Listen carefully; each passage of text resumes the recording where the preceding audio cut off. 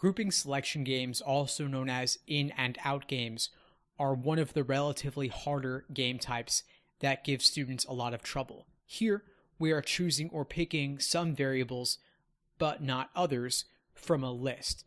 These games often involve conditional rules, conditional reasoning, such that if we have one variable, then we do not have another variable, or if we lack a variable, then we must have another.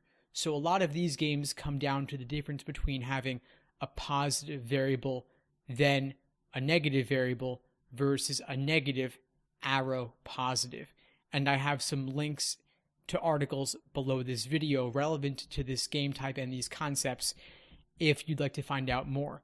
Now, common tasks these games involve: which variables must be selected or chosen to be in, which cannot be selected, chosen to be out, which variables require that others be chosen or not be chosen, and which variables being out require other variables to be chosen or not to be chosen. A lot there. It seems more abstract than it is. Real examples will make this more palatable and understandable for you. So again, links below this video with all the details on those concepts. Now, ultimately, our task is to determine which are chosen and which are not from the total set of variables.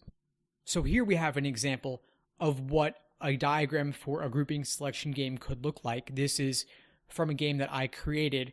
There's a link to it below this video. Here we have, if G is in, then E must be out. So G requires not E. Positive variable requires a negative variable, and it's contrapositive. If E is in, then G must be out. So positive followed by negative, at least one of G and E must be out. On the contrary, we have a negative variable E followed by a positive variable J. So if E is out, then J must be in.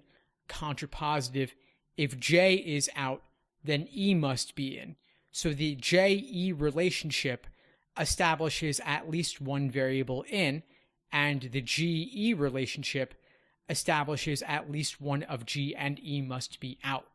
Now, I walk through the full setup for this game in the link below this video, but again, this is an example of what a fairly complicated in and out game diagram might look like.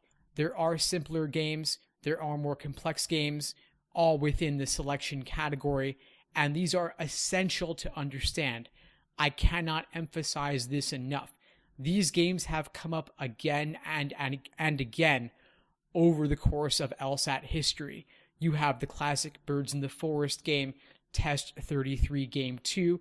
You have the Photograph game, Test 45 Game 3. You have 58 Game 2 with the Volunteers. It goes on and on and on. So master this game type, or else you're leaving points on the table. Again, lots of links to various articles and games illustrating these concepts below this video. Check them out. Can't emphasize it enough. Master this game type.